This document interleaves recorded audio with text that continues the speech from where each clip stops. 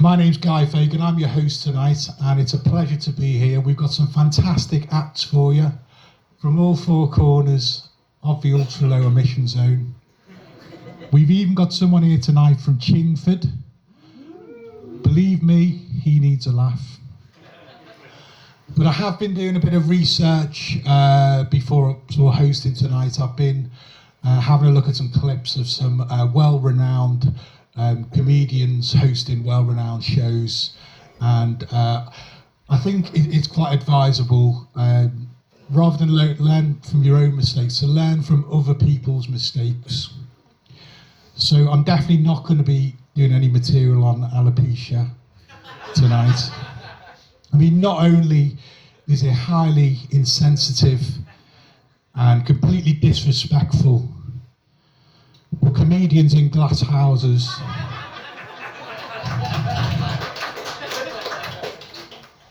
can't duck a punch. Just ask Chris Rock. Okay, you might be able to tell by my accent that I'm not from round here. I'm from the Wirral Peninsula. If you don't know what a peninsula is, it's a geographical term. It means surrounded on three sides by the Scousers and the Welsh. But it does make you really confused when you're growing up between the Scousers and the Welsh. I mean, we never used to know whether to shag the sheep or steal them. Either way, they were ending up on bricks. So now I've moved down to Winchmore Hill, where I'm surrounded on three sides by the Gooners and the Spurs. Any Gooners in tonight? Just one. Any Spurs in tonight? See one over there. I think Tottenham won that one. Makes a change. Yeah, the only hope of escape is jumping in the New River. Does everyone know the New River? That little bit of water down there, which is, if you look at the inscription on the wall opposite Sainsbury's, it says, New River, neither new nor a river. What the fuck is it then? Now, I have put on a few lockdown pounds. So I've been trying to lose a bit of weight, get a bit healthy. So I've got one of these Weight Watchers apps for me phone. It's like a big blue W in the middle of me phone. I can't miss it. I'm going on it every day. I'm weighing myself once a week. I'm putting on more and more weight. What's going on? It turns out I've been using the Wetherspoons app. Them surf and turfs just keep on coming. Now, I've got a fantastic lineup tonight, and all the acts are fantastic. How do I know they're fantastic? Because I know the worst act on the circuit, and he's not here tonight. He's not here, Richard, is he? He might be. Let's hope not. We've even got some award-winning acts for you tonight. Acts that have actually won awards. Not for comedy, but awards nonetheless. Now, what do we believe in? We believe in equal love for all our acts. How do we show that love? Not how you think, mate. By looking the right way, by smiling, by making as much noise as we possibly can to show our appreciation. In a minute, I'm going to do a countdown, 3, 2, 1. When I get to the 1, we're going to make as much noise as we can to show our appreciation for the acts, but only in a minute. And there's just one other thing I was going to tell you about. We've got some prizes tonight. The best audience members will be going away with beer. We've got a 6-pack of everyone's favourite tipple, Fleur de Femme. Only expires next month. But it's perfectly good, isn't it, Richard? I also have about my person beer tokens. I'm going to be giving these out to the best audience members supporting the acts, okay? So plenty of reasons to get involved. All right, like I say, in a minute, 3, 2, 1, we're going to show appreciation for our acts. Wait for it. 3, 2, 1.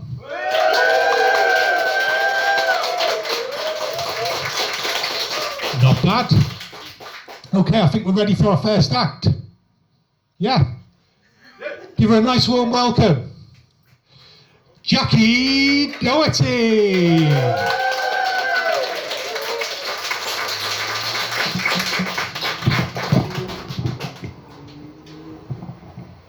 Oh, isn't it a bit great to be out again? Yeah. Hasn't the weather been fantastic this last week or so? Yeah. And what does it get us in the mood for? Snow. No, that wasn't really that. I was thinking more of booking a holiday. Anybody else thinking about booking their holidays? You got to, haven't you? Well, I'm very excited because I've actually booked mine this week. I'm off to Florida. Ooh, can't wait. Not been there for a few years, but what's the one? You know, what do you think about when you think of Florida, especially Orlando? What comes to mind? Disney, exactly. Theme parks, Mickey Mouse. I just absolutely love it. I love a theme park, but I don't know if anybody else, when they've been to these theme parks, has anybody noticed that there's a high percentage of people on them mobility scooters? Have you noticed? Now, don't get me wrong. I'm not for 1 second mocking people that are disabled. You know, that's not what I'm at. My name's not Chris Rock, but when you see all these people on those scooters, does anybody else actually think to themselves, are they all genuine? Has anybody else questioned that? I mean, if ever you're in doubt, you just take a look at their shoes. Sometimes they've got really fancy trainers on. A little bit of a waste, don't you think? Look again, sometimes those trainers, they're really grubby, really dirty. And sometimes they're really worn out. They haven't got like that, have they, sitting in a mobility scooter? Let's be honest. But when you go to these theme parks, they always have this wonderful queuing system. You've seen it. You see the ride, it don't look that far, but then you zigzag. I normally do a nice little walk here, but the microphone, it's attached. So normally you zigzag, and you walk, and you walk, and you zigzag. And don't ever make the mistake of making eye contact with anybody that you might vaguely know, because you're going to bump into them at least 8 times. And after the few sort of like, hello, hi, hello there, just gets really embarrassing. So then you do the very English thing and you just totally ignore them. But you know what? You can understand why people would cheat the system and try to, get the mobility scooters so they don't have to join the queue. Because when you're in those queues, those on the mobility scooters, they don't queue. They're right up the front. Not just them, their whole family. You got Grandad. He's 98. He's got dodgy hips, a weak heart. He's a very valuable asset when you go to a theme park, isn't he? And don't worry if you haven't got your own Grandad. Borrow one. Get one from a care home. They won't miss them. They'd appreciate the day out. Now, another great thing about Florida, they've got this wonderful place called SeaWorld. I'm sure you've all heard of it. And they have these amazing shows with dolphins and killer whales and you name it. And obviously, because it's so good, you have to get there early. But not those people in the mobility scooters. Oh, no. They roll up at the last minute, straight to the front. And then you get the finale of the water show. And you get this thing called, he's a killer whale called Shamu. And he jumps up and he lands in the water. And this massive torrent of fishy water completely engulfs the front 2 rows. Now, this is where I saw a miracle. In fact, no, not 1 miracle, not 2, 3 miracles. 3 of the people in those mobility scooters, they threw down their sticks, they jumped out of those mobility scooters, and they ran. And it was all the ones in the fancy trainers. Miracle. Now, you could understand if anybody might want to sort of like, cheat the system a little bit. And you'd think those people were really disgusting, wouldn't you? Really, really out of order. And what would be even worse if somebody pretended that one of their children was disabled just to jump the queues. Isn't that despicable, isn't it? Absolutely despicable. Well, a few years ago, well, let me tell you, this is a true story. I was quite late becoming a mum. I didn't become a mum till I was 42. And I wanted to do everything right for my lovely little daughter. Want to give her healthy food, no fizzy drinks. And we pretty much managed it for the first few years. Then we took her to Florida. And of course, you can't, it's all junk food out there. You can't avoid it. And of course, she had her first taste of Coke. She's 7 years old and she's absolutely off her head on Coca-Cola. And after a few days, she said to me, she said, "Oh, Mummy, she said, do we have to go to Disney today?" She said, "My legs ache, my head pounds." And I'm like, "Darling, do you know how much those passes have cost? And they're non-refundable." So I said, "Yeah, a few doses of Cowpole, some nice fresh water, you'll be fine." So we get to the park and I thought, I may be able to hire her one of those strollers, you know, the things shaped like a dolphin or something. Anyway, so we get there and the woman said, "No, I'm sorry." She said, she's too old, you know, she's too big for a pushchair. She said, "But she can have a wheelchair." So I'm like, "No, she's fine." And she went, "Oh, but Mum. So I was like, "Oh, okay." And then the woman said those magic little words, "You can have an access all areas pass." Okay. So I said, "Oh, all right then." So we've got this wheelchair and it's absolutely bloody fantastic. We've gone straight to the front of the queue. We're amazing. Anyway, after about 2 or 3 hours, she said, Mummy, she said, "I feel a lot better now." She said, "Should we take this wheelchair back?" And I'm like, "Don't be so hasty, darling. You may have a relapse later on." I mean, we still had the parade, the fireworks. I mean, you get front row of the parade. It's absolutely amazing. So we had a wonderful day. And then at the end of it, we handed back the wheelchair, and that was the end of it. But what I'm just saying is, if any of you are actually planning on going to any sort of theme park in the near future, might be worth looking out on eBay for a little second-hand wheelchair. Thank you very much. You've all been lovely.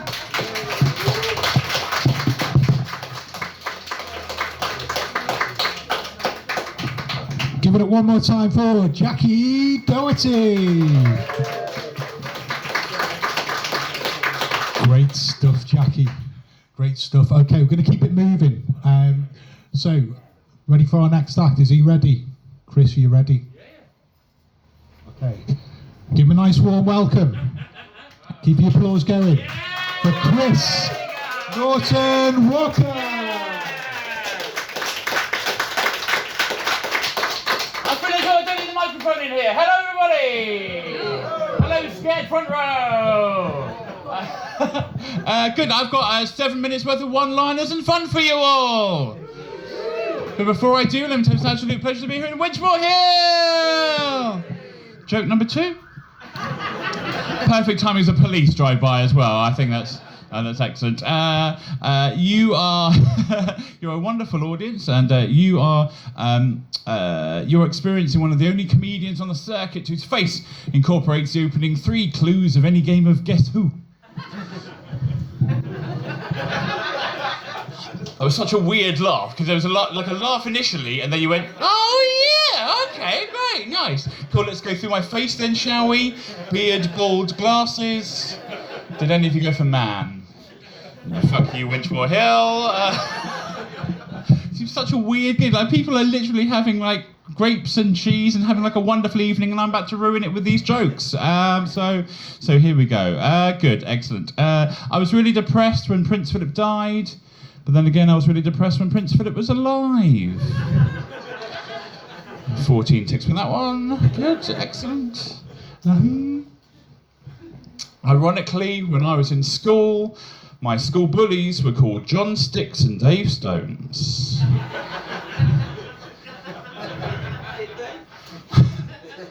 And yes, I am doing the cleaner ones. When I was in school, a really rough guy came up to me and went, "Oi! Do you know who my dad is?" And I said, "No, neither do you." Never take a tub of margarine with you during a CAT scan, because they will say the phrase, "I'm sorry it spread." Are you okay there? You're just choking on your middle class eat. Do you want to wait for you to... Okay. That's fine, good. Never confuse a Ouija board and a Monopoly board. I did once and my house got repossessed. Can you all laugh at the same time, please? Is that okay? Just weird ripples of laughter going on. Good. I went to. Okay, let's try this. It might be too far for you already. In America, they have a big tipping culture. And here in the UK, I like to put my whole penis in. See, I don't know, right? You've got to kind of test the atmosphere a little bit here. Like, some of you are still eating, I do apologise for that. But that guy was like, yeah, more of that, please. But then you guys are like, no. Okay, all right. Oh, I don't know what to do now. Okay, I went to go and do a gig in Norwich in a strip club, and I tell you what, it's very different when you're on stage and the strippers are in the audience, and the strippers are shouting at you, get your tits out.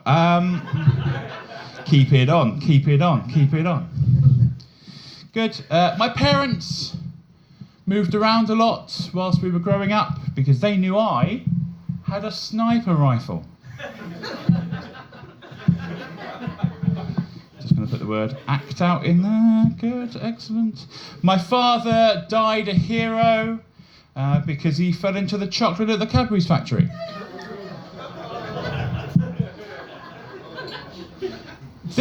This gig is 3 different audiences in here, I think. People down here are still eating, going, no, that was too far for some of you. The people in the middle are like, yeah, and just the people at the bar going, why did we book this in? All right, my mum is a lollipop lady, but my dad prefers a dib-dab. I'm trying to make it as clean as possible for you over here. That's the issue. Or I might do some, don't worry. Okay, that's fine then. Good luck. This is on your head, be it. I'm currently involved in a love triangle, by which I mean I've got a toe blowing up my bum. Now, that's a funny joke, right? But 2 things have happened after that joke when I've told it on stage before. One man went, how does it with the... Do you have to melt it a bit first and then do it? And how do you get it out as well? Like, is that a whole thing? And then somebody where you were went, oh my God, I don't want to picture it. So what I did recently... You've not even seen it yet! Is I pictured it. Sorry, I won't show you. I won't show you over there. Just like... Too late? Yeah! And as you can see, it's still in the box, so there's no need to kind of melt anything down or anything like that. Please don't take a picture of that and put that on weird social media. Yeah, Chris came to the gig and then showed everybody his kind of like, well drawn, I think. Sorry, there was nothing, you just went, oh, over there. Cool, okay, do I have to do any more? How long have we got left? 2 minutes.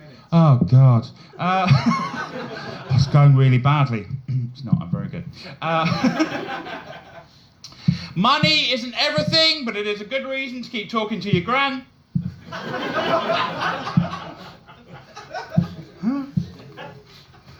Only another 37 to go. Good, excellent.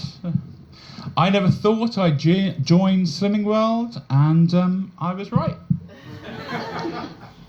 To some people, lockdown was just a walk in the park.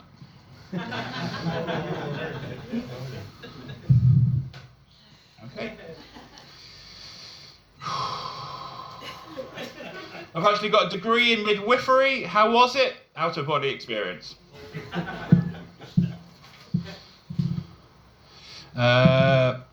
Pulling out during doggy style is making a comeback.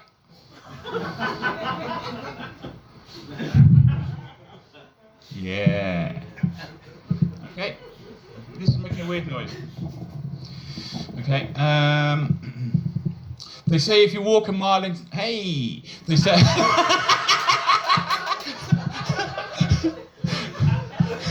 I'm fucking wasting time talking to you now, shit! Wind it back. Right, okay. I'll do 2 more jokes, and then I'll do a little thing, and then we can all... Once I get home. Like, I've been the best one, so you might as well. Good. All right. 2 jokes. Here we go. They say if you walk a mile in somebody else's shoes, then you have probably got confused at the mosque. Thank you. Wonderful joke about Islam. Thank you. To exercise, I like to run along the local area, knocking on all the doors. Jehovah's Fitness. Oh, one person enjoyed that. That's good. Excellent. Before I leave, though, I'm just going to take you through a list of things that have been shouted at me this week. A list of things that have been shouted at me this week. Number one, you scrub up well, Hagrid. Are you a cross between Heston Blumenthal and Henry VIII?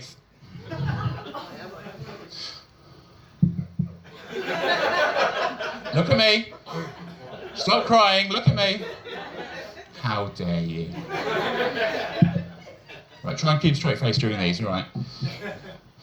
Straight face, you ready? Are you a fully grown Cabbage Patch doll? Don't you fucking dare. Don't you dare. Look at me.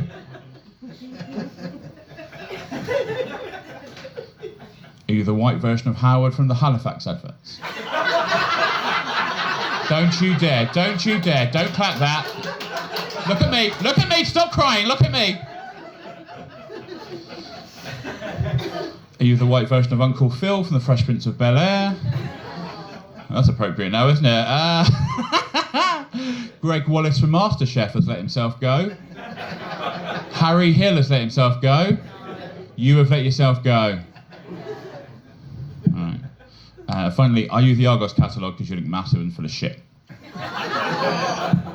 Well, most of you have been brilliant. I've been Chris Norton-Walker. Thank you very much. Good evening.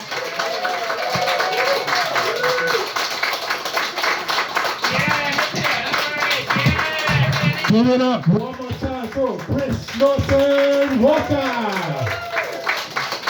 Great stuff. Not only some great material, he doesn't he scrub up well in his suit there. In fact, tonight I was going to make a bit more of an effort tonight. I was in fact going to wear a waistcoat. But when you've got a figure like mine, any waistcoat automatically becomes a body warmer. You know, there's a fine line between sharp, sophisticated man about town and retired snooker player.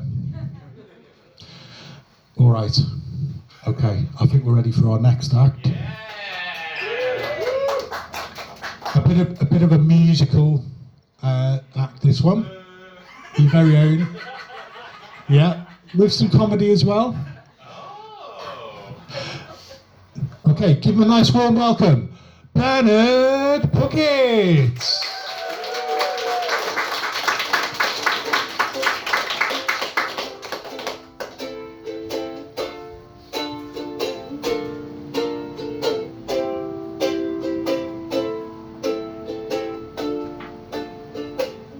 Just looking for a place to park my car.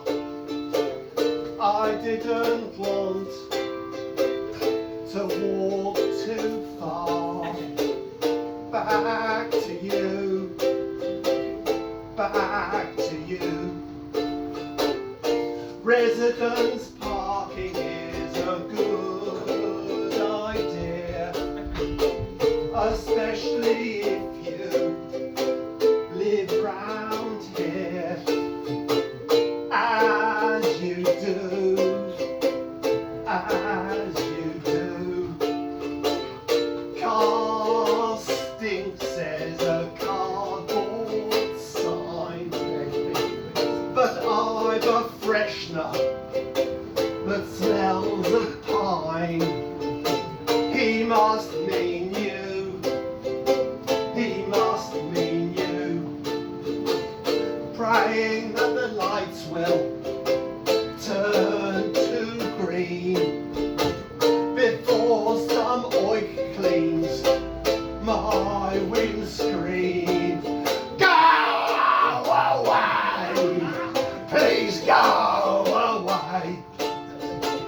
I bought you flowers and the chocolates you like, but you've gone to the pub with a guy on a mountain bike. Boo-hoo, boo-hoo. Just looking for a place to park my car.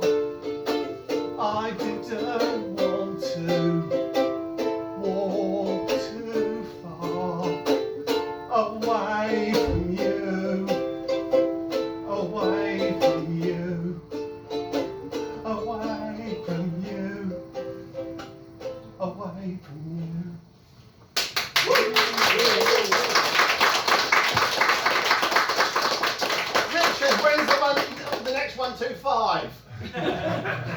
There isn't one. Oh, I can hear it.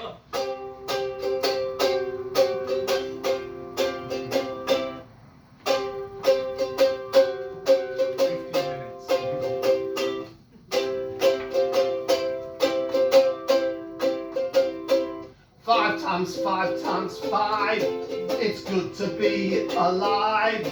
I'd rather ride than drive on top.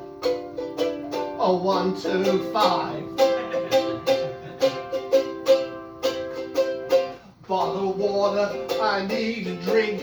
Puzzle in the paper I read, I think. Packet of crisps, bread and cheese. Simple things, they just please. I pack my bags in the shop. Sainsbury's near my bus stop. 5 times 5 times 5. It's good to be alive.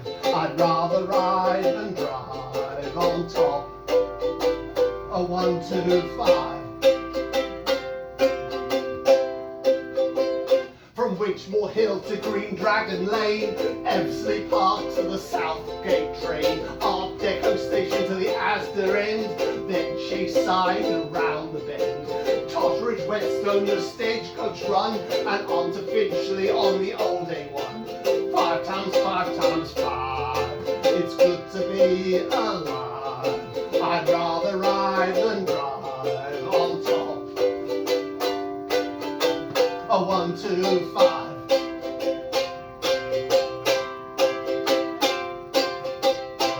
Woo!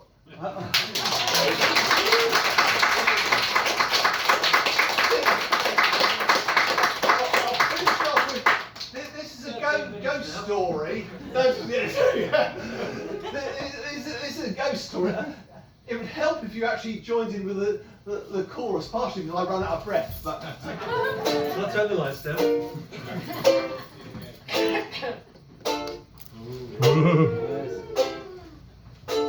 the New River runs deep and still. No one freewheels down Windmill Hill. The wild geese fly south today.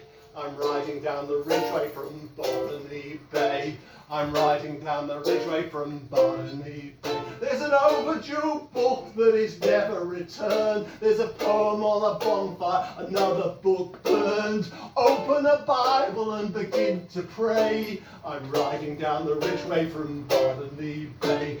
I'm riding down the ridgeway from Botany Bay. The crocuses bloom on the library grass. There's a cold black coffee and half-filled glass. There's a charity shop with a new negligee. I'm riding down the ridgeway from Botany Bay.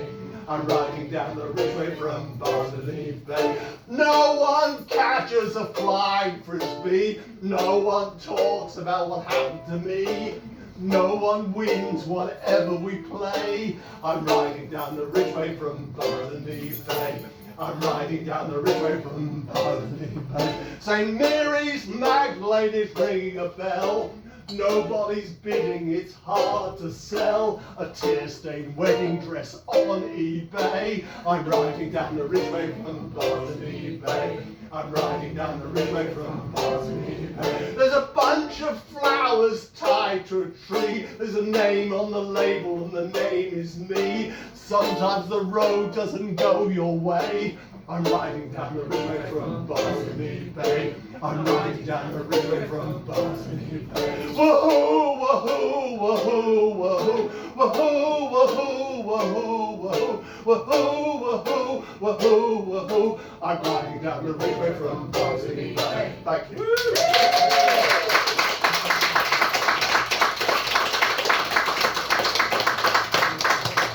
Well done, Bernard. Give him up one more time for Bernard Puckett. Now, have we got any couples in? Are you two a couple? Yes. You don't just look like you've had a row. I'm really messing. Okay, what are your names? Mike and Sharon. Mike and Sharon. And how long have you been together? 20 years. 20 years. I'm going to ask you, she's like, don't embarrass me. I'm going to ask you the important question. Who's in charge of the remote? Remote. The remote. It's really important. I mean, I tell you what, my wife, she has me watching all these programs on telly that sometimes I don't really want to watch, but I watch. Do you have that? Like that Nothing to Declare Australia. Has anyone seen it? I mean, if ever there was proof that Australian customs officials are scared of a packet of Jaffa cakes, that's it. I mean, you think for a country that's produced so many dangerous creatures, man-eating crocodiles, poisonous snakes, Rolf Harris, they wouldn't be that fussy about what people are bringing in, would you? All right. Okay, it's gone a bit dark, hasn't it? It's gone a bit dark. We've got 2 acts left before the interval. All right.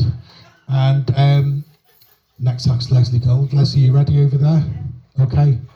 Give her a nice warm welcome. Keep it going. Haven't given out any beer tokens yet.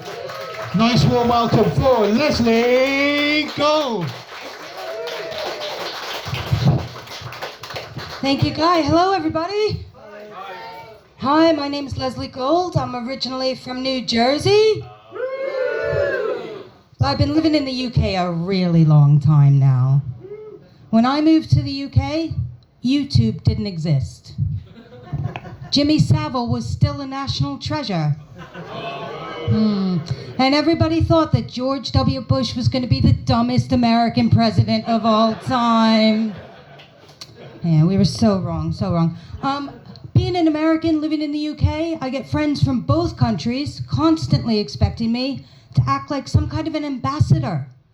I've got to explain and defend the different culture and language and why the final in baseball is called the World Series when only Americans play it. And I'm like, it's been the World Series since 1903. I wasn't consulted on that. I'm not that old. And my American friends, they know better. They're like, how do you like being told what to do by the Queen? Now I gotta explain a constitutional monarchy to these people? I didn't even need to know that for the citizenship test. No, that test had the really important questions on it, like who's the patron saint of Scotland and what's his saint's day? And I'm sorry to anybody of Scottish derivation in the audience, but nobody gives a shit. You know, it should be on the citizenship test. I've given this a lot of thought. How to make the perfect cup of tea. Yeah? Yeah. Exactly what level of passive aggression is implied when you sign an email, regards. Or how the country with the best sense of humor on the planet came up with Mr. Blobby. Seriously, I get no benefits for being an ambassador. Neither embassy pays me. I don't get invited to meetings at number 10. And I don't get diplomatic immunity. Unlike that horrible American woman, she ran down that kid, Harry Dunn, then she fucked off to the States like some kind of entitled gingerbread man. Can't catch me. I've got diplomatic immunity. Cunt. It's true. People ask me all the time, they're like, Leslie, why'd you move to the UK in the first place? He seemed like a good idea at the time. And it wasn't a total waste. You know, we were happily married for a year. 6 years later, we got divorced. And when we split up, my mother, the first thing she says to me, are you gonna move back home? I'm like, home? The UK's my home. I've got a job here, I've got friends, I've learned how to use the word cunt appropriately. You know, I went to visit my mother recently. It's the first time I've seen her in 2 years. 2 years I went without seeing my mom, and I missed her, you know? She's, how would I describe my mother? She'd want me to say she's a bit of a character. Not that she's a crazy lady. So we're gonna go middle of the road. We're gonna call her quirky, okay? We'll call her quirky. As an example, when I got to her apartment, she'd been telling me how much she hated her new apartment that she'd moved into. So I was expecting it to be a dump. And I get there, it's really nice. I'm like, Ma, what's wrong with this apartment? What don't you like? I hate everything, she says. I'm like, okay, give me one thing you hate. Maybe I can fix it while I'm here. I hate the shower. Okay, I'm no plumber, but let me do my best. What's wrong with the shower, Ma? It gets me too wet. She's quirky. She's got this old pair of sneakers, trainers, and I know they're old because they used to be mine and I gave them to her before I moved to the UK. That's how old they are. Me and my siblings, we've tried to send her new trainers and she keeps returning them. But on this trip, I looked at these sneakers and they are falling apart. Like the soles are coming away from the shoes. They're not safe for her to wear. This is an 86-year-old lady with osteoporosis. She can't afford a fall. No, sorry, she can't afford a fall. Do you know how much healthcare costs in America?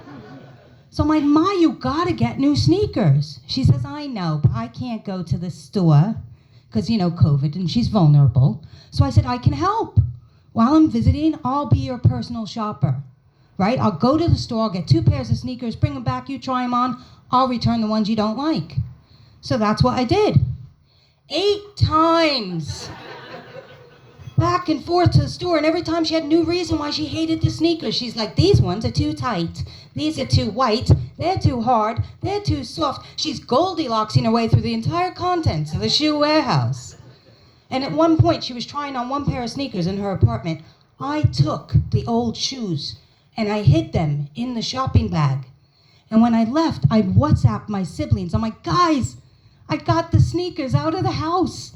What should I do? Should I throw them out? And they all replied immediately, yes, yes, do it, do it. And I'm like, that's easy for you to say. You are not here. Because you guys don't, I can see, you don't understand how scary my mother is. Let me give you a perspective on this, right? She's 2 inches shorter than me. She weighs 6 stone soaking wet. She's a tiny woman. But last night on the phone, we're talking and she says to me, that Putin, he's evil. I said, yeah, Ma, I think we'd agree Putin is evil. She says, I just want to kill him. I said, okay, Ma, I agree. You put me in front of Vladimir Putin with a gun, I'm probably going to shoot him. And she goes, oh, no, I couldn't use a gun. Guns are bad. I'd choke him. So when I tell you that I threw out a 19-year-old broken pair of trainers and it felt like the bravest thing I've ever done, I'm not kidding. I went back in her apartment and she was livid. She's like, what'd you do with my sneakers? I said, Ma, I threw them out. They're broken. She says, you go get them back. I said, Ma, you want your youngest kid to go dumpster diving? That's not going to happen. They're gone. What are you going to do? I'll tell you what I'm going to do. I'll divorce you. I'm like, I didn't even know that was an option. So I went back to the shoe store. I got the last pair of sneakers they had in her size. I bring them home. She tries them on. She goes, huh. I said, I don't know what that means. What do you mean, Ma? Huh.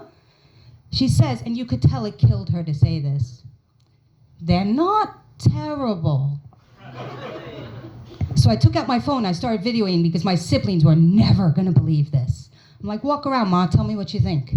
She struts up and down like it's a catwalk, looks dead in the camera and goes, they're not bad. I think, maybe, I'll keep them.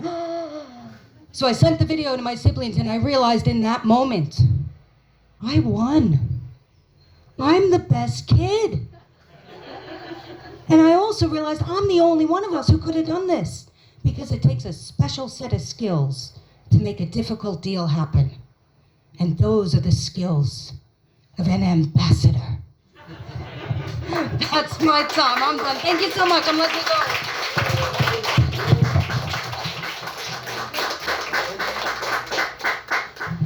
Give it up one more time for Leslie.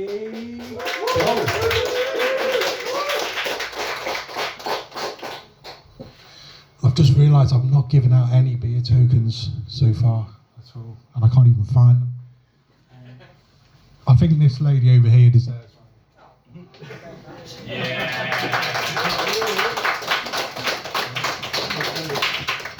Down it, down. All right, so we're going to have, we've got a jug over there, which is for the performers, just to kind of have a little drink, just one. So please, if you can spare any change, it goes in there. Okay, we've got one more act before the interval. It's a great act. Okay. Oh, careful. I think he's ready. Is he ready? Okay, let's keep it going. Keep the love going. Tawny, owl.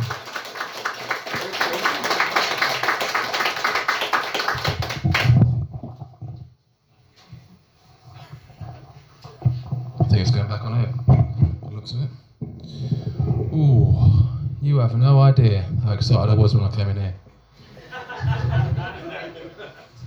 After all the gigs I've done, I walked in here and I was like, this is why I wrote what I'm about to perform.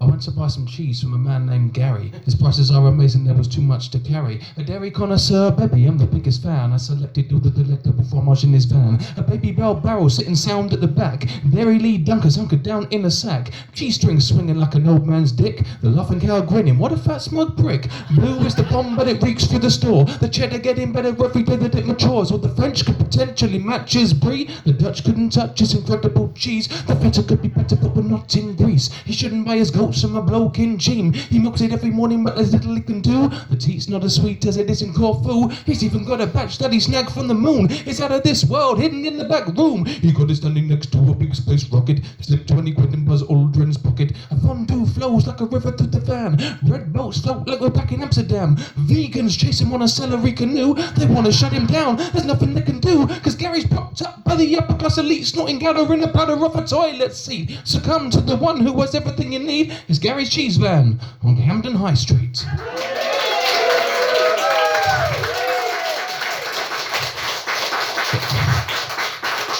This is the last gig I do. This is my final gig. Why? I can't beat them.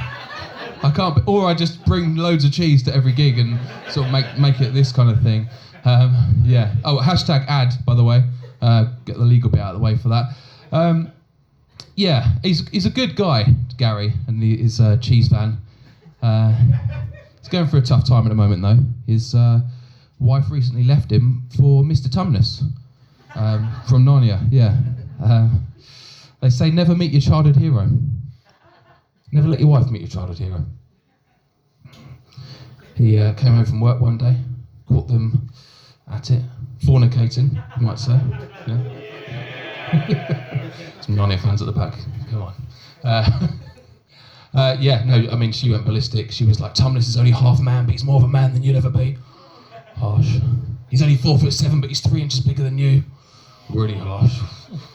So yeah, she shacked up with Tumnus, and poor old Gary just refers to her as the lion bitch in the wardrobe. So,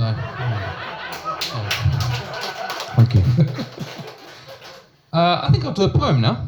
Feels like the next logical step. This one is about infamy. Here we go.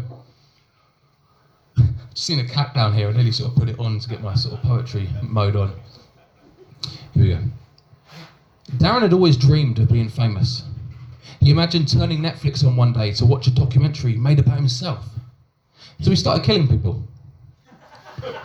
He began with the low-hanging fruit. Pensioners, orphans, fatties. Were a bit easier to catch. But he soon escalated to the high-profile targets. Policemen, politicians, Linford Christie. Not as easy to catch. Darren stopped killing once he hit double figures. He felt he'd done enough to make a decent mini-series, and he wasn't a monster. In the end, the documentary did come out, but Darren never got to see it, because he was serving a life sentence. Poor guy, eh? Poor old Darren. Yeah, you meet those people that just can't catch a break. That's Darren, all over. Just want to take this moment to say thank you to Guy for putting this night on. Let's give him a round of applause. Doing such a great job so far. And yeah, I thought, I know sort of usually putting together the night, that is the reward, but I've got you something actually. Just to, I think I packed it. No, I've got it. That would have been embarrassing, wouldn't it? Anyway, here you go, mate. Guy, especially for you. I thought I'd pack that one, that's why I was panicking. I was like, oh gosh, what am I going to do? I guess it's fresh in my mind because I did a gig last week and I packed that one by accident. And I sort of went into my pocket and I was like, oh gosh, what am I going to do? But I'm pretty quick on my feet, so I just quickly turned it upside down. The guy completely fell through. Yeah, so, I mean, I wouldn't do that to you, Guy, obviously. This is a bona fide thumbs up. But yeah, I mean, obviously you can't take it home with you, but better than a kick in the teeth, as my old mother would say. And I should know, she used to wear Doc Martens, so yeah. And football boots when she refereed on the weekends. Yeah, went to the end of the joke, mate. Nah, come on, you butchered it. Literally. What was I going to do now? Yeah, another poem, I guess. Why not? This next one is, this one is about David Blaine. You know who David Blaine is, don't you? Magician guy. Yeah. Don't interrupt again, please. Here we go. David Blaine applied for a job at Hogwarts. Could happen, eh? At the interview, Dumbledore thumbed through his CV and, No, I know the timeline doesn't match up, mate. Yeah, Dumbledore died in 1997, we all know that. And David Blaine is sort of just on the way. It's just a poem. Just a poem, mate, yeah? There was a Harry Potter fan at the back just sort of ragging on me. Anyway, back to the poem. At the interview, Dumbledore thumbed through his CV and shrugged. Look, David, it's all very impressive, but it's not magic, is it? Blaine shrugged. Oh, yeah. 5 minutes later, Dumbledore lost his shit. Yes! That is my card! You just pulled it out of your arsehole. How did you do it? Blaine now had the upper hand. He smiled and said, a magician never reveals his secrets. Dumbledore switched. You will if you want the fucking job, mate. Doctor. Yeah, I've got time for one more, I think. Yeah. This last one kind of takes a downward turn. Shouldn't really end on this, but I'll take a liberty. This one's about bullying. So, yeah, I mean, well, they're all around us, aren't they? Bullies come in all shapes and sizes. Everything from privileged white men who, let's be honest, take up quite a large slice of the pie, all the way down to dinner ladies, for example. So, everywhere. Let's see who the culprits are in this poem. Sorry. After years of body shaming, the fat controller took his own life. I'll let that sink in. It was a crisp January morning when he flung himself in front of an oncoming train, Gordon, to be precise. At the funeral, yeah, go ahead, why not? Why not? Here he is. At the funeral, Ringo Starr read the eulogy while people muttered, "Fucking hypocrite." Despite the occasion, people were still calling him the fat controller. Not out of disrespect, they just didn't know his name. Things boiled over when the vicar made a cheap joke about the size of the coffin. The bereaved wife, Linda, stood up and shouted, "His name was Terry!" And he loved trains. Yeah, he'd put on a bit of weight, but he'd lost his father the year before and sunk into deep depression. We thought he turned a corner when he got his dream job at National Rail, would it be? Thomas Tank Engine, would you say National Rail? Yeah, we'll stick with that anyway. We celebrated, went to Pizza Express. I even bought him a new top hat for his first day. Then that fuckturd, Thomas and his friends, started calling him the fat controller. And the more they bullied him, the more he ate, till he couldn't take the stigma anymore. Diesel was right. Terry should have locked Thomas in the depot and burnt it to the ground. And on that note, that's my time. Thank you very much.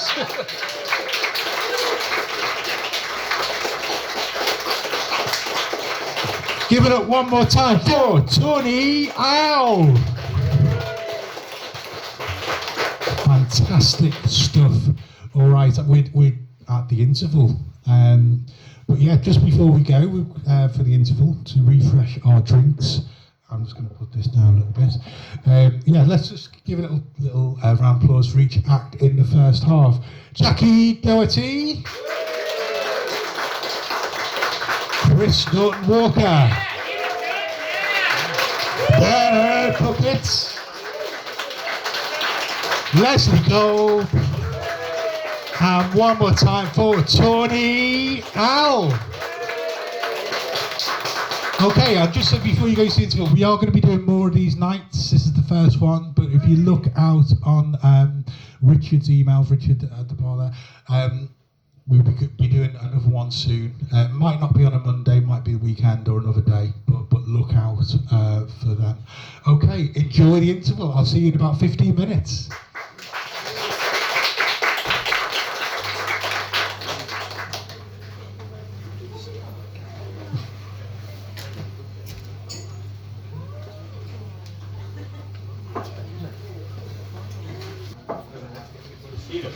Okay, welcome back everyone.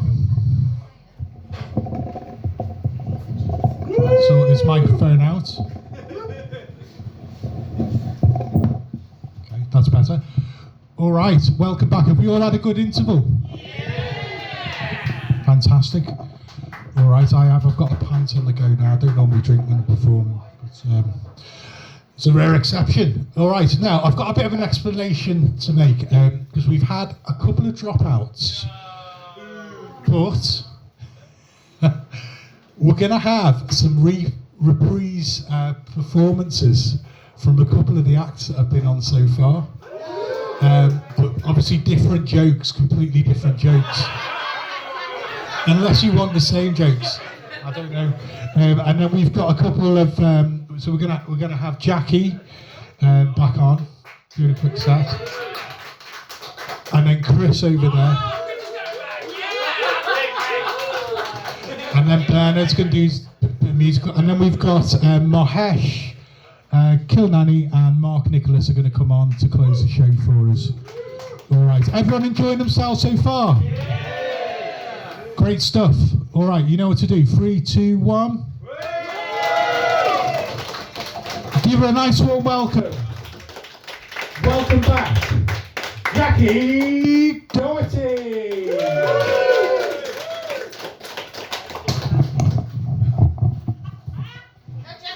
Yeah, go again, Jacqui. I thought if I took my jacket off, I could make out I was like my twin sister. Was she any good? Was she? Right, what I'm going to do, I'm just going to tell you a little story. I might forget because I haven't actually told this story for a long time, and I've been put on a bit of a spot. But I found out recently that Sainsbury's are now selling sex toys. Really? Sainsbury's selling sex toys. Would you believe it? Yep. Apparently, they start at £8, which is very reasonable, I understand. And they come in 3 colours. They come in gold, rose gold, and silver, which is great because our girls, we do like to coordinate things, so we can match them to our iPhones, which is cool. It's cool. So anyway, I consider myself to be a bit of a woman of the world. So and it also happened that I had a double Nectar points coupon that needed using. So I thought I'll go along to Sainsbury's. I didn't need a big shop. I'd been to Lidl's earlier on in the week. But I walked in and I thought, right, I can't just walk in and just get the item. I'm going to have to kind of prepare the basket a little bit. So I got my basket and I thought, right, I'll get a big packet of flatbreads. And then I'll get some shredded lettuce. Life's too short to be chopping it all up, isn't it? And then I found a nice gingham tea towel. So now I'm thinking, right, where am I going to find this item? So I looked. I had no idea. I mean, where's it going to be? Is it going to be in the health and beauty section? Fruit and veg? Sporting goods? Turns out it's in the well-being aisle. And there it is, right next to the Tenor Ladies, the Vagisil gel, and the Woman's Weekly magazines. Marketing department obviously think that middle-aged women, dry as a bone, wet themselves. So anyway, I found the item, but of course it's on the top bloody shelf, isn't it? So that the prying eyes of young children can't see it. Luckily, I had taken my handy grabber with me, so I got it down and I put it in the basket. And I'm thinking, right, let's get out of here. So I walk up to the checkout. Now, this is where I hadn't really given it that much thought. If I go to the normal checkout, you know, I've got to put it on the conveyor. The person there, she's got to scan it. You know, what if it goes wrong? What if it doesn't register? And they like, price check. No. I can't be doing with that. So anyway, then I spotted it.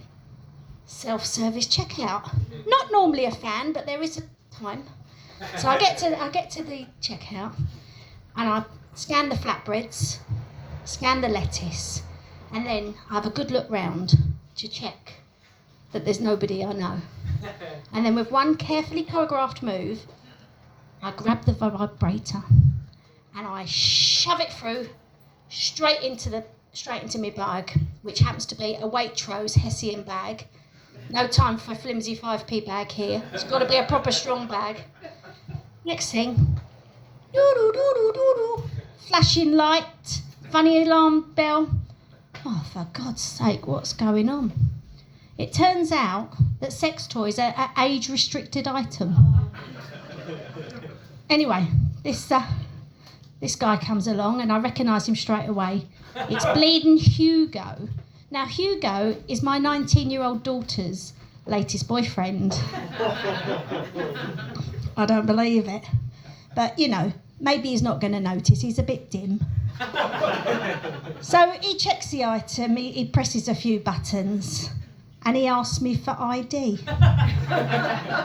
I'm like, I've got a daughter who's 19. Do you think I had her when I was 2? Anyway, so he's pressed a few buttons and I'm on my way. I get to the door and the bloody alarm goes off again. And I'm thinking, I don't believe this. Who the hell would put a security tag on an £8 vibrator? So somebody's taken the tag off and I get to my car and I'm thinking, oh, thank God for that. I just want to go home, just want a cup of tea. And all of a sudden, I'm about to drive off and I hear, and I look, bleeding Hugo. He's standing there with a pack of Duracell batteries. I wish I'd have just gone to bloody Ann Summers. Thank you.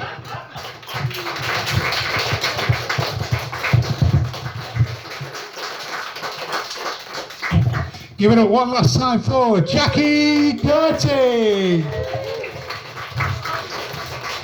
And welcome back to the stage. Chris. He's back. He's back for more.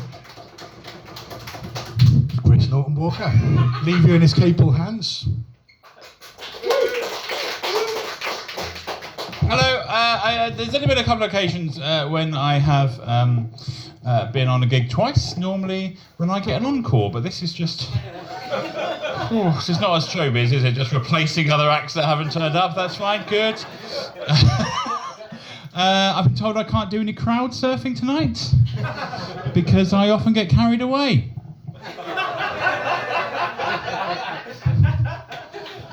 Thank you, one person enjoying that. It's good, excellent. I don't wish to boast, but I recently thought I got a 4-star review in the paper. Turns out they just couldn't print that word.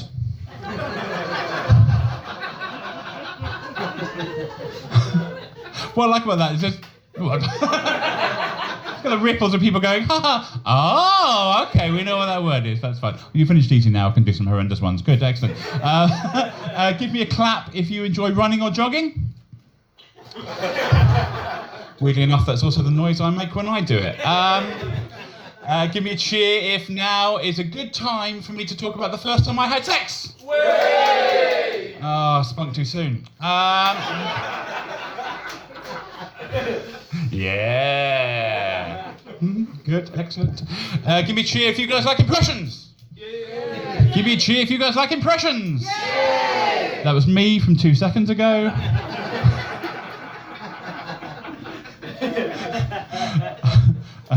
Good. And finally, this kind of interactive section. Give me a clap if you guys enjoy sex.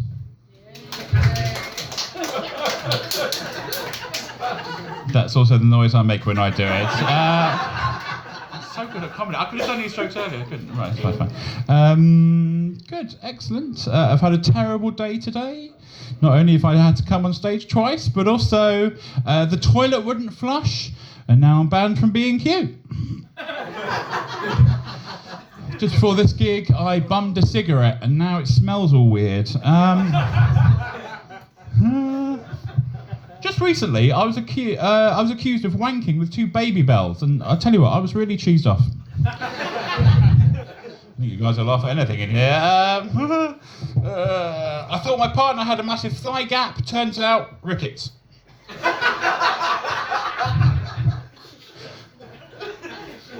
When I was at uni, I used to live in a house with 3 women until they found out. On my phone, I have a folder with both food delivery apps and dating apps in the same folder. Some for eating in. Some for eating out. I don't know if you need me to explain that one, that's fine. I met a doctor recently who specialises in reverse circumcisions. I was like, hey buddy, give me some skin.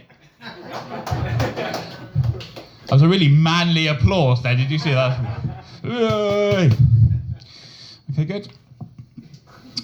I recently donated a lot of money to a hospital for very old women, and they've built themselves a bingo wing. If you get a tattoo of Jesus on your balls, is it sacrilegious?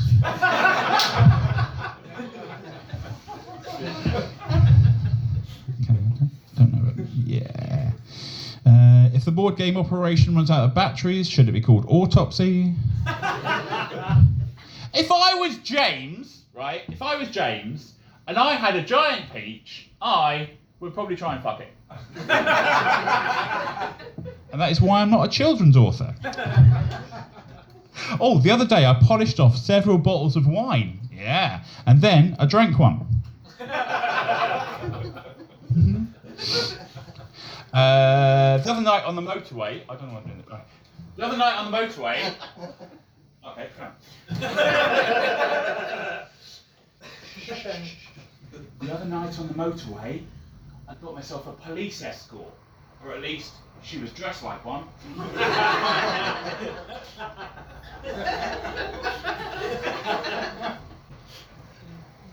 Just let me note that down. 2 people in the front row, very, very scared. Oh, this morning I shat my trousers, which is a surprise because I didn't know I'd eaten them. Yeah, that was weird, right? I really enjoyed doing it, but people are like, I don't really understand what's going on. That's fine. How much longer this bullshit do I have to go through? Minute. 1 more minute. Okay, right, that's fine. Let's do some funny ones then, shall we? My girlfriend and I have been fighting hammer and tongs. Sadly, she's got the hammer. I went to a paint shop recently because I heard you can get thinner. You bastard. Wait! No.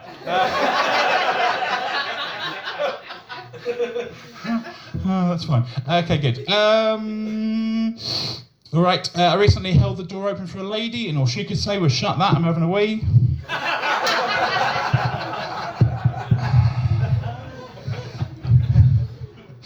Never have sex with an optician. It can get very awkward halfway through when they're like, "Is it in yet now? How about now? Is it better position number 1? Position number 2. Look at me! Position number 1. Position number 2, yeah. What? What did you say? I'm sorry, she's coughing over here, I can't. Shut up. Right, what did you say? Have you got a sexy optician? Can you die quietly, please, over here? Yeah, you will be. What's your name over here, sorry? Hi, Angela. I've just got a couple of questions for you, if that's okay, just before I come again. Angela, do you know the worst part of being caught masturbating in the shower? It's losing your gym membership.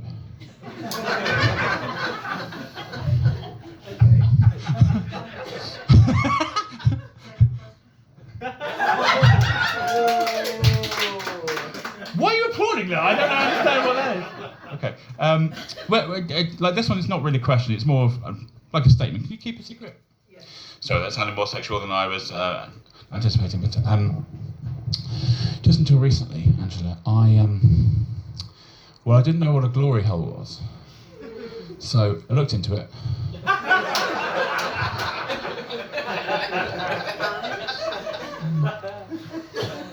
And boy, did I get an eyeful. Okay, right. Angela, I've recently bought my partner one of those explosive things with a bath, what are they called? Toasters, that's right. I'm going to go and stand at the back of the room now and hope I get on again. I've been Chris Norton-Walker, thank you very much. Good evening!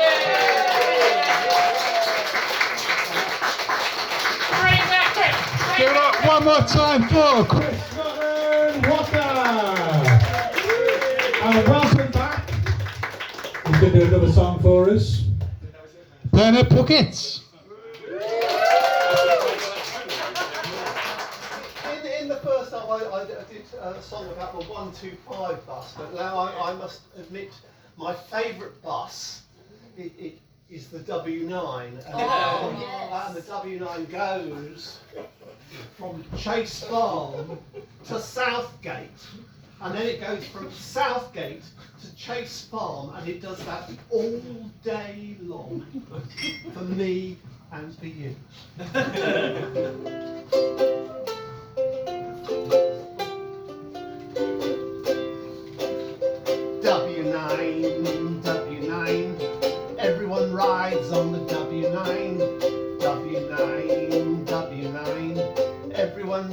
on the W9. I took the bus to Enfield town. I knew my love wouldn't let me down. We walked and talked about this and that, and in the park held hands and sat. W9, W9, everyone rides on the W9.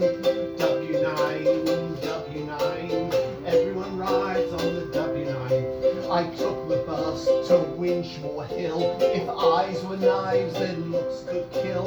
I knew that I had done her wrong.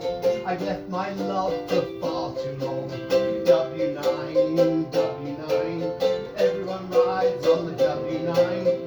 W9, W9, everyone rides on the W9. I took the bus to Chase Farm. The nurse said love could do no harm. She mopped my brow and made me tea, and said that some things had to be. W9, W9, everyone rides on the W9.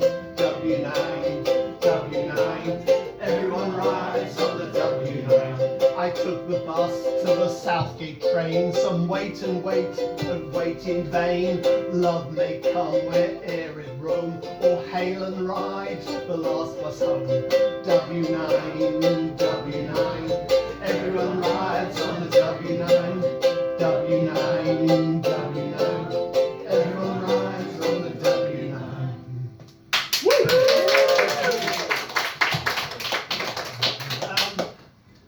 I need heroes.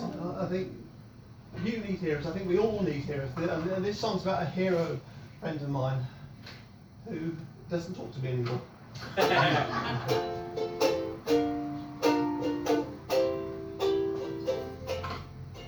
A geisha girl in old Japan winked or blinked behind a fan, claimed she loved a Texan man, tall, dark, handsome Stetson Stan, in a mosque in far Iran, long robe and beard, a white man, knew the true atomic plan. Ban the bombs, says Stetson Stan, Avenger Peel. Look what happens there. I've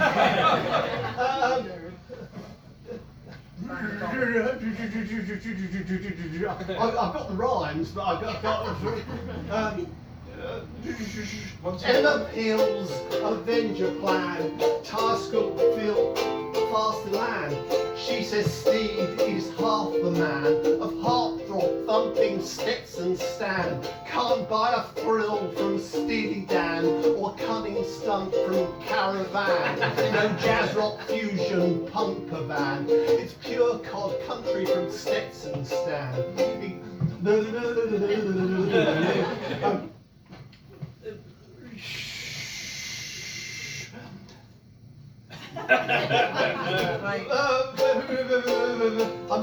I think because I've under-rehearsed on some of these. We'll do something I know, but this involves you, and it's in French. I shout out, comment ça va, and you shout back, oui, ça va. Right, and this song's actually made me money. You maybe won't believe it. So, da-da-da! In Paris they piss in the street. Da-da-da! In Paris they kiss who they meet. Da-da-da! In Paris they love what they eat. Da-da-da! In Paris they eat who they love. Comment ça va?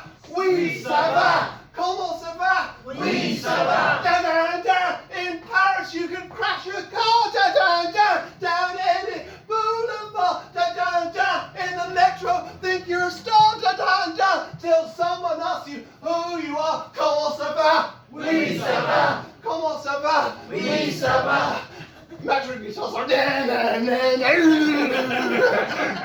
flanger, phaser, wower, trapdoor, da-da-da. In Paris a beggar stands, da-da-da. And too many Americans, da-da-da. Beggar shouts, look at me, da-da-da. Then dies, say the vie, comment ça va? Oui, ça va. Comment ça va? Oui, ça va. Merci, okay.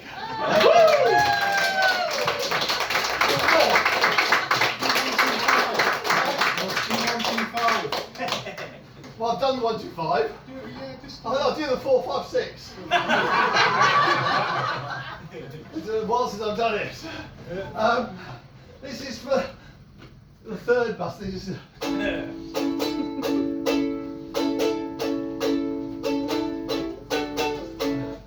I got the ABC, you got your 1, 2, 3. Everything's in order, you can see. Quality control, every box it ticks. That little red bus, the 4, 5, 6.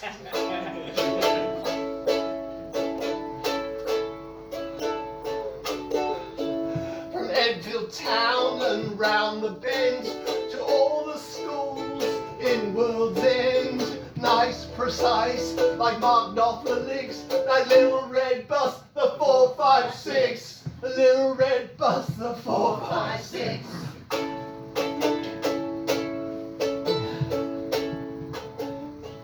It goes somewhere and from somewhere else. It's got my favourite line. It comes up in this verse, which I missed out. I think I'm going to apologise because these things are under rehearsed. I can do things that I do know. I'll tell you what. I should get off with a love song for my wife. So, my alcohol and ice cream baby, black lingerie and French perfume, Chardonnays are only in the window of a candlelit room, dancing to a piano playing stop time in a mirrored hall with a view of a garden planted like Vitas in a million shades of blue. A poet named Dylan sang for her, but for her lover he politely declined. Her lover wrote another song for her, and her husband didn't seem to mind. She drives a hatchback through London, listening to Radio 4. A guy called Eddie Grundy says it's a bore to be poor. Money can't buy you happiness, your health at home I try. I'll buy you tutti frutti and champagne until the day I die. I love you, yes I do, and that is that. Sorry for the songs.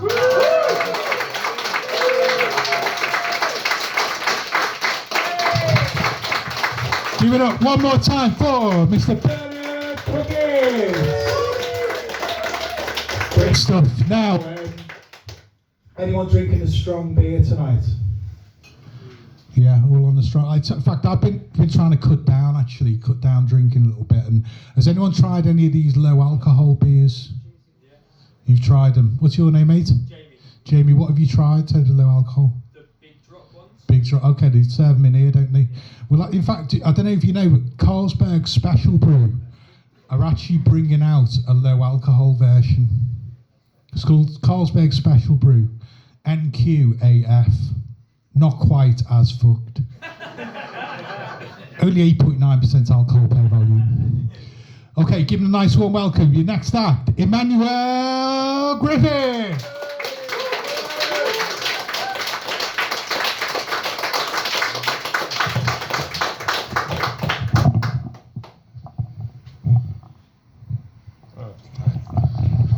This is your equal opportunities part of the show. I'm from East London, to be more Pacific Leighton, and there's subtle differences that you would notice. We don't have a 5 guys, we more have a 5 lads. You know, it's 5 guys do burgers, 5 lads does peri-peri.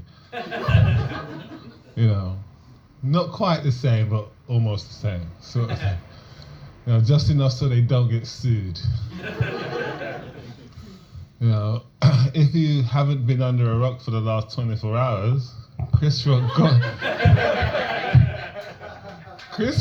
got the taste slapped out of his mouth. Breaking news, we are still trying to find the taste in Chris Rock's mouth. You know, I think Will Smith is like COVID, mess around and lose the taste in your mouth. You know, but rock, paper, scissors is a whole new terminology now. Rock, paper, scissors, Will Smith. You know, that was like, it's like Black Twitter is crazy right now. Like everyone's trying to top each other on memes, and I'm like, I'm currently third. So I'm partially famous for now. in this trend, you know, when this trend's gone, my fame's gone. But that's why I do comedy, you know. And the thing is, like, as a comedian, I'm always trying to come up with the killer joke, you know, the killer joke that actually kills people. You know, and like, say for example, if I become a serial killer and the police catch me, you know, I'll be like, do you have anything to say before we take you down? Or like, do you want to hear a joke?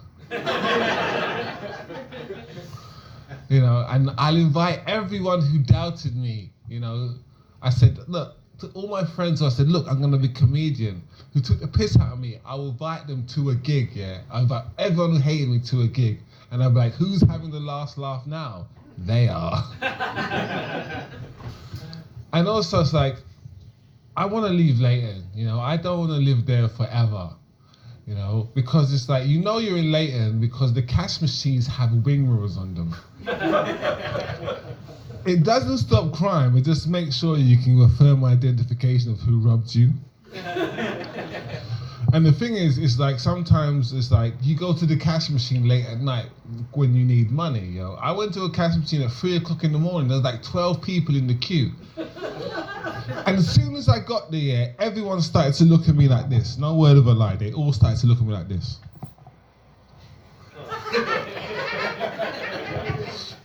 And I got pissed off, yeah? So I stood outside the queue and I said, listen, I know why we're all here at 3 o'clock in the morning.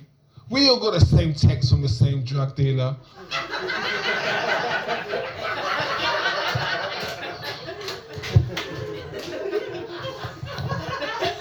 Buff bags getting quick, no ticks. Half an hour later, who do I see? Everyone in the queue in the drug dealer's house, man. They're like, hi, how are you? I'm like, okay, cool. Like, all right, cool, here you go.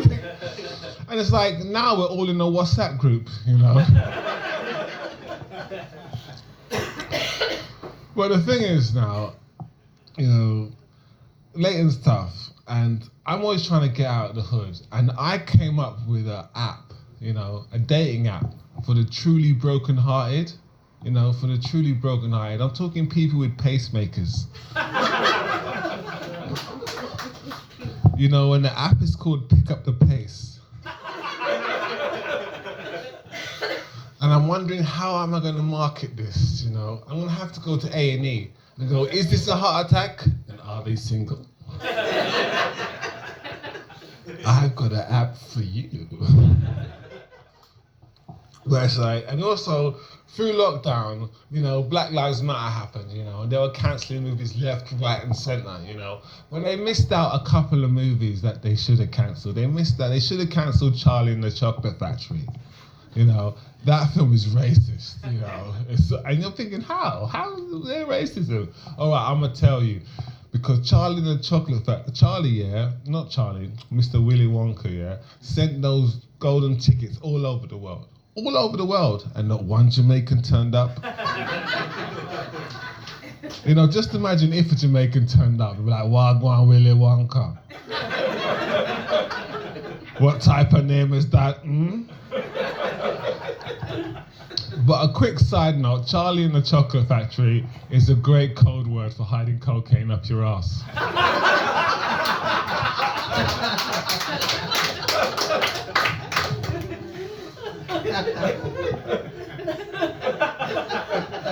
What's your name, sir? Mike. Mike. Okay, Mike, you're out with the lads, yeah? You get arrested, you know? You got the cocaine and your friends are worried, you know? They're looking at you like, hey, Charlie, where'd you put the cocaine? Don't worry about it. It's in the Chocolate Factory. You'll be a bit warm, but don't worry about it. You know, and also it's like, I've got a quick question for the audience here. If, like, say for instance, you went to bed tonight, you know, you went to bed, you know, you've had a slap-up meal, and you had like the cheese, you know, and you went to bed tonight, and you suddenly woke up and you were vegan. How quickly would you kill yourself?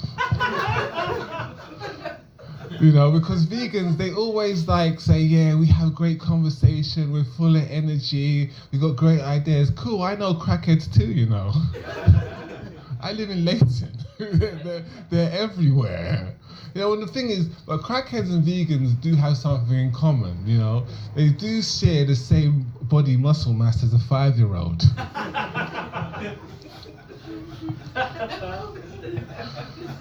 No, because when it was windy, I was worried about them, you know. Because I swear down, I don't know if I was that high or anything, but I swear I saw a crackhead blow past my window like, bruv, you got any change. And then suddenly a vegan flew past. I'm vegan. I'm like, fuck you. And it's like, my nan's dead, yeah. And like, there's no one gives granny hugs like a granny, you know. Those warm, cuddly, tingly, fuzzy, you get the old reaction at the back of your spine when they give you that hug. I'm telling you, I miss her, but I'm telling you, I found a way to duplicate that, yeah? Just take MDMA. Everyone gives those hugs, you know? It's like Oprah Winfrey of granny hugs, you know? It's like granny hug for you, granny. It's just amazing. But I do have to apologize because that joke tends to divide yours into two separate categories, you know? One who don't like cocaine and MDMA and fun in general. And the other half of the audience are thinking, does he do deals? You know, but I'm like, coming from Leighton, I'm gonna finish on this one, yeah. Coming from Leighton, we don't have the best NHS because when I was born, the doctor said to my mum, don't get too close to this child, he's not gonna last 24 hours. But 40 years later, my mum still takes the doctor's advice.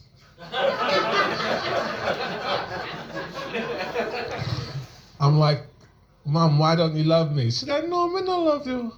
I'm like, why? Because the doctor said, if you love me, if you're dead. So she really thinks that hating me is sustaining my life source. Or is it the fact that she's just Jamaican? I don't know. But I've been Emmanuel Paul, and if you want to follow me, please type in Emmanuel Paul comedian. Because if you just type in Emmanuel Paul, you'll get hundreds of churches.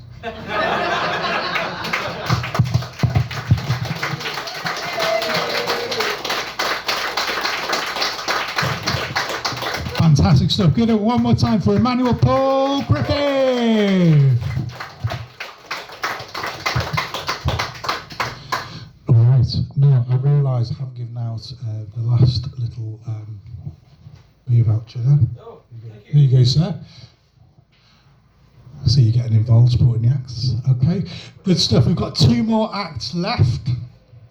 All right. Are we having a good evening? Yay. Great stuff. All right. Give a nice warm welcome. Mahesh Khilnani.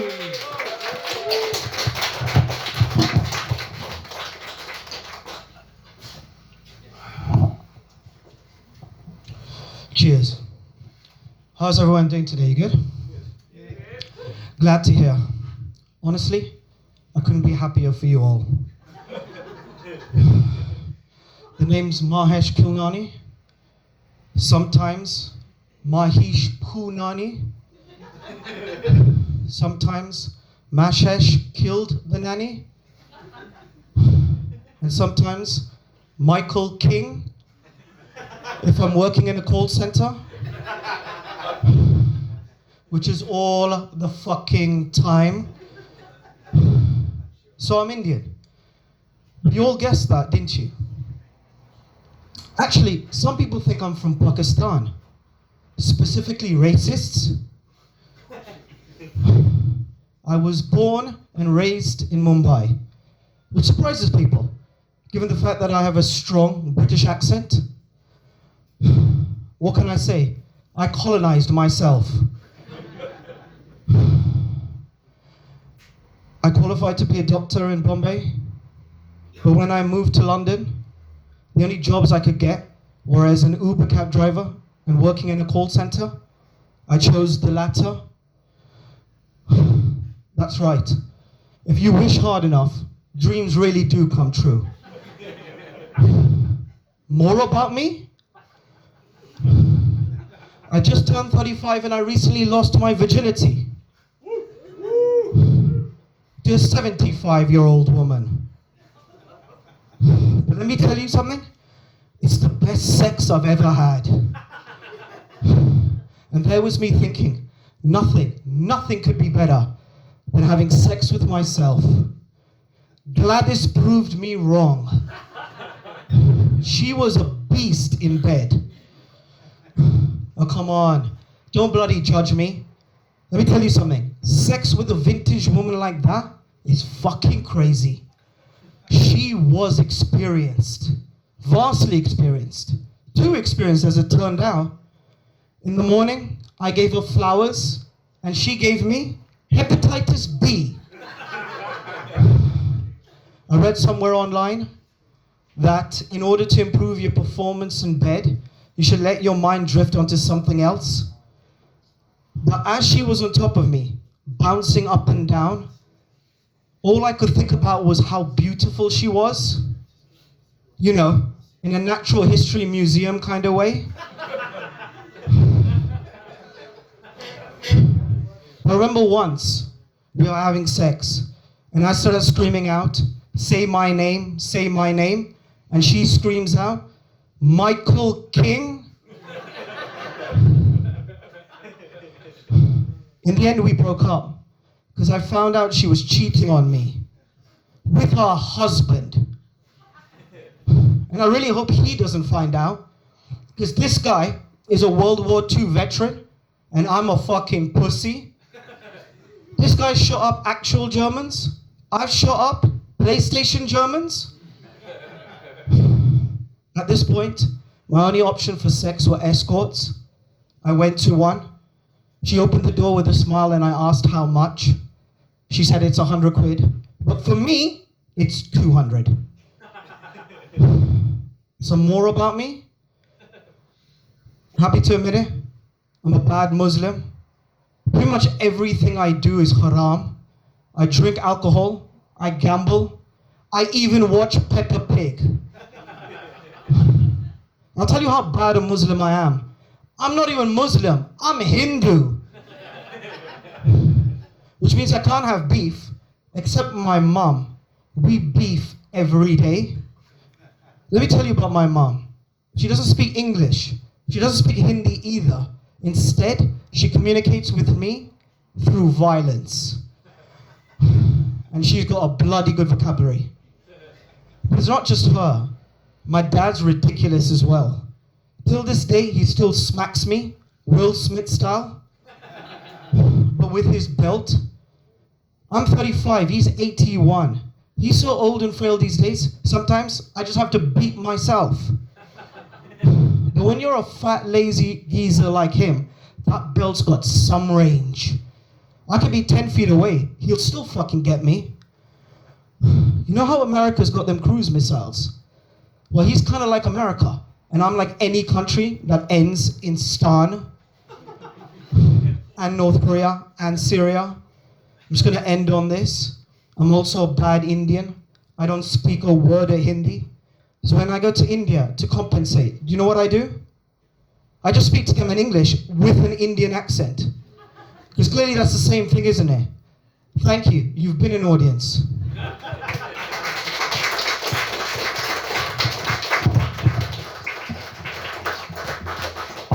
Give it up one more time for Mahesh Khilnani.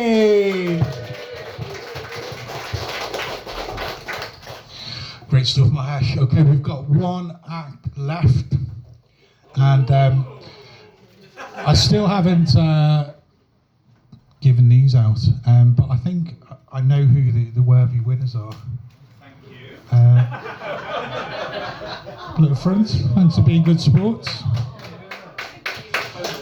Okay, now I'll tell you a little story. I was abused on the internet this week. Has anyone been abused on the internet? Yeah, apart from Chris over there. Yeah. Okay, I'll tell you what happened. I was on a Tranmere Rovers forum.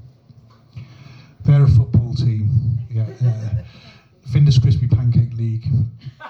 And there was someone who'd posted about a player that was supposed to be signing, and that player didn't end up signing, and this person was getting loads of grief for it. So I was defending them. I said, yeah, they posted a rumour in good faith. Deals can fall through. And then I was called the worst thing I've ever been called on the internet. Do you know what it was? No, okay. It wasn't Daft Wankstain. It wasn't Dumb Fuckface. He said, fuck off, Roy Cropper. Roy Cropper. Shit shopping bag. Roy's rolls. Roy Cropper. I mean, I get it. They thought I was being a busybody. But come on, Roy Cropper. He's not even the best busybody on Coronation Street, Ken Barlow. So I turned him, I said, come on, Roy Cropper.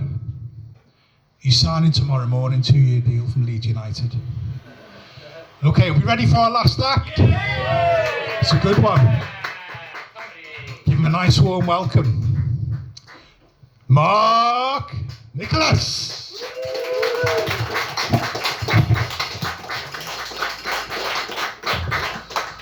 Hi everyone, my name is Mark Nicholas and I have something called autism. Yeah, I know, shocker, right? I'm your special needs act for the evening.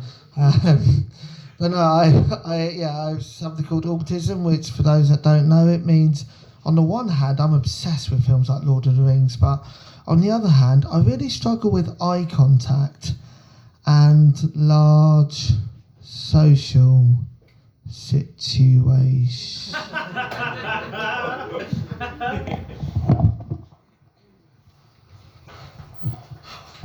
Mark, large social situations, what on earth possessed you to start stand-up comedy? Because, my precious, me wants it, me needs it. He has to have the validation of all these strangers in the room. But Mark, the way you're coming across is to suggest that all autistic people are socially anxious golems. Me's not a socially anxious golem. Me's a socially anxious speaker. I'd love to see someone try that at the Oscars next year.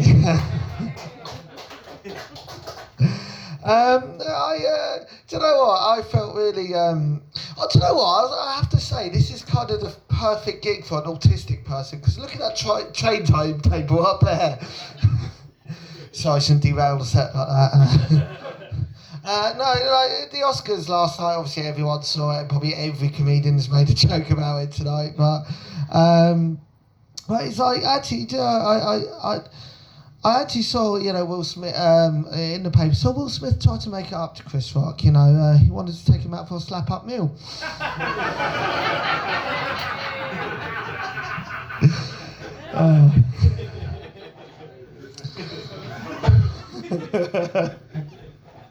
I love how some of you were really slow at processing that.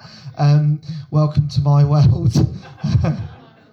You thought maybe that start the set I did earlier on, I thought it was a weird start to a set, but I remember my very first gig, my mum sitting in the front row, I decided to open with an incest joke.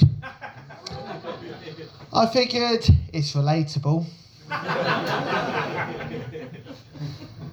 Bit of advice, never tell an incest joke on a first date. My cousin still hasn't phoned me back.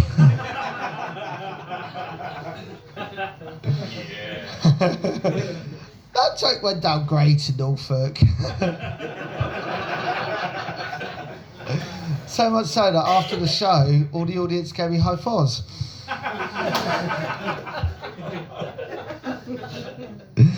But yeah, so I'll tell you a bit about myself. As well as having autism, I work in a special needs school. Yeah, I'm top of the class. But God, an autistic man working in a teaching autistic children. It's a bit like the blind leading the blind, really. Well, Boris Johnson leading the country. Fucking hell, like, I'm sorry, this was a guy, right? This was a guy that got way too excited over Peppa Pig. I'm sorry, what is it about Tory politicians getting so aroused over pork?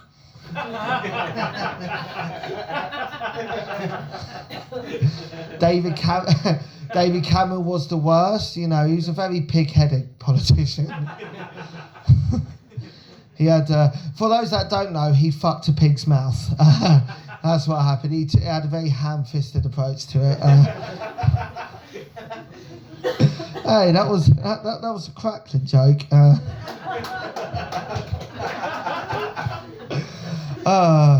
Yeah, so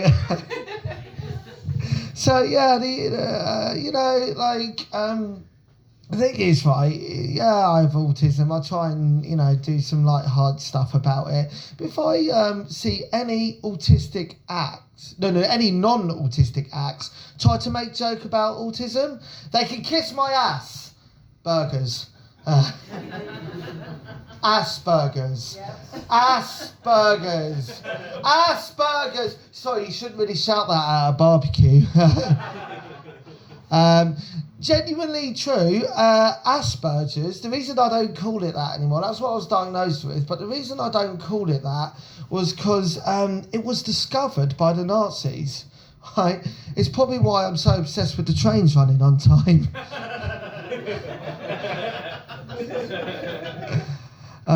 Yeah, so... no, so I actually, I wanted to know more about my condition, right? So I studied something called The Complete Guide to Asperger's. And in it, there was a section that said 50% of all parents of children with Asperger's will go through depression. And then it said, quote, but we are not saying Asperger's is the causation of this. They clearly didn't interview my mum. But yeah, no, it's been hard growing up with autism. It really has. Like at school, I was like bullied horrendously. Right, I was bullied absolutely horrendously. Right, the worst thing I had was some guy said to me, "Oi, retard! I bet you love licking windows." Like really fucking bad, right? Like that's what he said. But, you know, instead of getting offended about that, you know, it inspired me to start my own double glazing cleaning company. Tongue and the dirt is gone. Dragon's Den didn't like it much. I'm out. Right. Right. Sorry, how long have I got left? 5 minutes, fantastic. Sorry, I know you thought autistic people were meant to be good at routines. What else do I want to tell you about? Yeah, so, yeah, the thing is, like, working in a special needs school, actually, you know, recently, I got some really sad news. They're thinking of making me redundant at work, like really, and they're doing that bullshit fire and rehire, right? Like absolute nonsense. And they claim it's because I'm no longer value for money, right? Did they see the start of my set tonight? The special needs kids love it. No, but it's hard. It's hard, you know, having to deal with job losses, having to deal with, you know, just being me. But I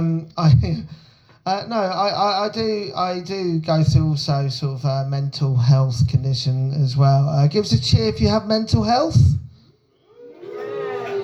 Well, your medication's working. No, so I don't know. I take something called sertraline or sertraline. Anyone heard of it? So I have depression, and so sertraline's an antidepressant. I'm not kidding. The first side effect, and you can read this when you get home if you take sertraline. The first side effect of sertraline, an antidepressant, is suicidal thoughts. All right, just next time leave a live toaster next to my bathtub. No, the worst thing, you know, having mental health and being a comedian. Yeah, I know that's every comic. But no, it's true. Have you seen what jokes we've been making tonight? But no, it is really difficult because, you know, especially when you're going through a bad spell and the gig's not going so well. And halfway, you know, I did this gig once and it was going so badly. This guy said towards the end of the gig, "Oh God, I wish he would just end it." He obviously meant the gig, but oh God, I wish he would just end it. Ironically, that's the worst thing to hear when you're on hold to the Samaritans. Killed it. But yeah, so you know, I know you're noticing now, like you. Oh, hang on, he said before he wasn't good at making eye contact. Yeah, look at him, he's staring at everyone now. And it's true, I'm actually, do you know what, that's one of the myths about autism. That's not true, like not all autistic people can't do eye contact. And so I can make really good eye contact. It's great with my partner, but the thing is, I often take things very literally. I'll give you an example. So we're sitting there, we're staring into each other's eyes, and then she said to me, "Oh Mark, did you know the eyes are the window to your soul? So I licked them."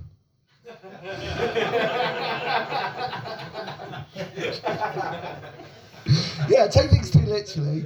But again, I'm trying to, you know, debunk a lot of myths about autism. Like, the thing is, now I'm a little bit messy, and I was staying at my friend's once, and he said to me, you know, picked up my boxer shorts on the last day I was staying at his. I mean, I had boxer shorts on that time. I wasn't just walking around naked. But he said to me, "God, Mark, I wish you had the OCD version of autism." Right? Fuck's sake, right? So I had a massive argument with him, naturally. Right?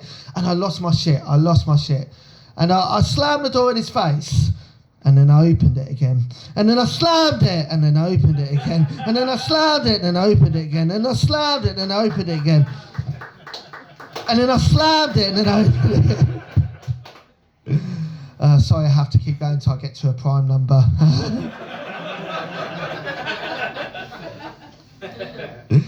Speaking of prime numbers, I recently saw a curious incident of the dog at the night time. Who's seen that? Yeah.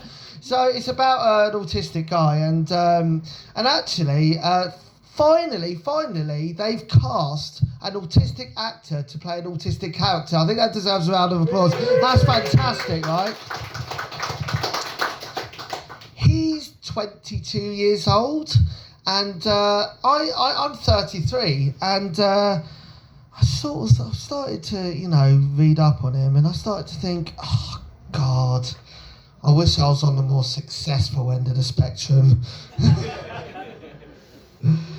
Yeah, how am I doing for time? 2 minutes, brilliant. Okay, so I'll leave you a few more bits. So, like part of my job in a special needs school, I have to take part in something called Prevent training. Who's heard of Prevent? Yeah. Okay, you're clapping Prevent. You know what it is. And you're clapping it. Okay. You a Tory teacher, by any chance? Okay, so you know, but for those that don't know what Prevent is training to stop children from becoming terrorists, right? Now, I teach disabled children, and I'm not being funny. I highly doubt ISIS have a special forces branch.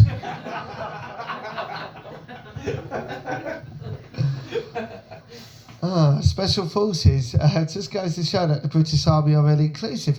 So inclusive, in fact, that more disabled troops come back than those that go out in the first place. I'm autistic. I could use that one card tonight. I pulled it out right at the last minute. I thought, right, he's a lovely guy. Oh shit, an ISIS joke. Because the thing is, I do try and play around with. Sorry, I said I work in the school, and I started saying, "Oh, I like to play around." That sounds a bit wrong. No, I do like to, try and do topical humour, but I do get it wrong. I do get it wrong. Like, not only am I just, a straight white male comedian, I'm obviously socially awkward autistic person, and it's like there's any other type of autistic person. No, but I sometimes get things wrong. Like I tried to make a joke about Prince Philip once, and someone shouted, "You can't joke about Prince Philip. He was the people's racist."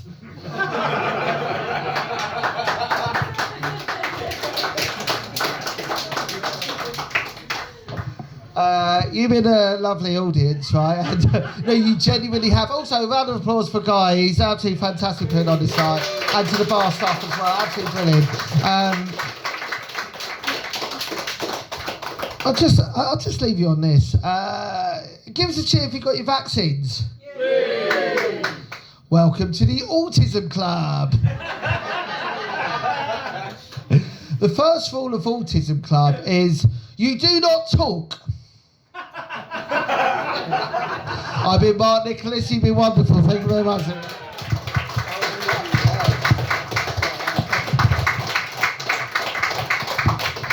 Give it up one more time for Mark Nicholas. And a cheer for all the new acts in the second half. So we have Emmanuel, Griffith, Mahesh, Khilnani. Not you, Chris and Jacqui, you've had your cheers. And one last time for Mark Nicholas. Okay, so look out for more shows. There will be more shows.